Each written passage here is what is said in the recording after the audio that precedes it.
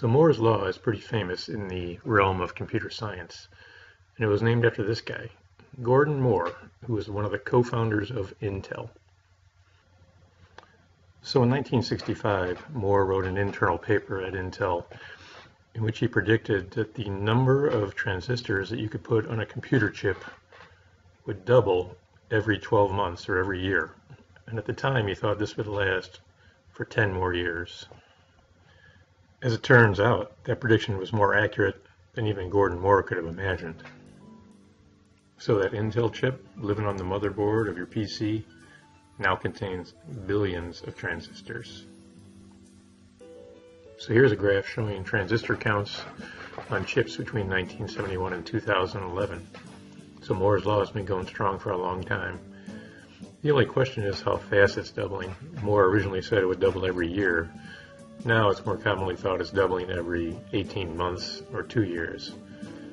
This kind of exponential growth in technology is really unprecedented in human history.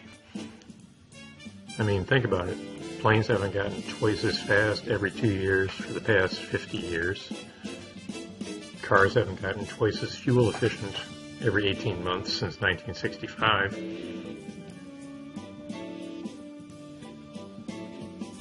Good question.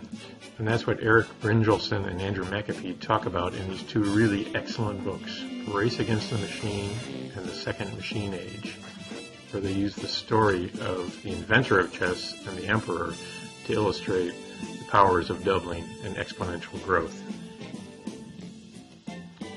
So in that story, the inventor of chess asks the emperor for a reward for inventing the game, and the emperor agrees to this deal.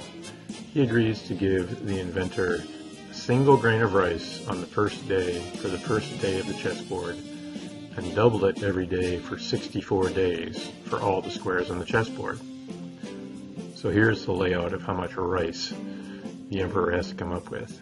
So you can see at the end of the first row of the chessboard on the 8th day, you've gotten to 128 grains of rice. By the end of the second row of the chessboard, you have 32,000 grains of rice, which is a little over a pound of rice. By the 30th day, you're up to 500 million grains of rice, which is about 1 truckload. And by the end of the 32nd day, which is the halfway through the chessboard, you have about 2 billion grains of rice, which is about 4 truckloads of rice. The point the authors make about the first half of the chessboard versus the second half of the chessboard is, in the first half, the numbers do get really large, but we can still imagine them. I can picture 4 truckloads of rice. In the second half of the chessboard, the numbers get beyond comprehension. In the second half of the chessboard, by the time we get to the 54th square, you have more rice than China produces in a whole year. And by the end of the chessboard, the 64th square, you have more rice than China produces in 1,000 years.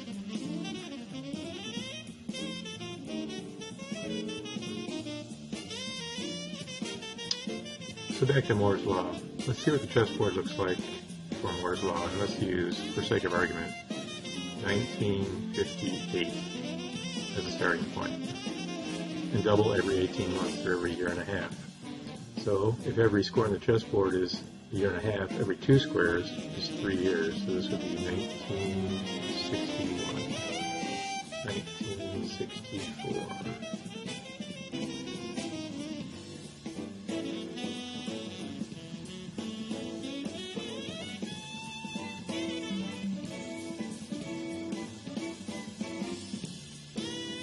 And as we enter the second half of the chessboard, we're at year 2006.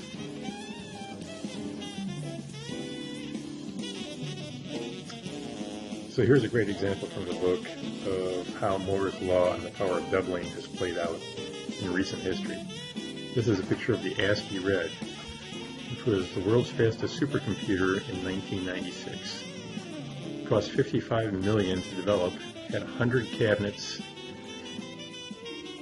took as much power to operate as it would take to power 800 homes. and it was the first computer to reach 1 teraflop, or 1 trillion floating point operations per second. By 1997, it had reached 1.8 teraflops, or 1.8 trillion floating point operations per second. It was used by the government to simulate nuclear tests. 9 years later, or 3 doubling periods later, another computer hit 1.8 teraflops. This computer was the Sony PlayStation 3, which matched the ASCII read in performance, yet cost about $500, took up less than a tenth of a square meter, and drew about 200 watts. So in less than 10 years, exponential digital progress brought teraflop computing power from a single government lab to living rooms and college dorms all around the world. The PlayStation 3 sold about 64 million units. The ASCII read was taken out of service in 2006. So the next 20 years promises to be a pretty wild ride.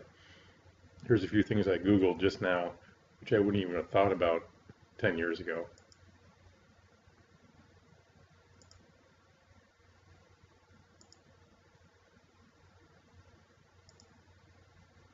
See you in the future.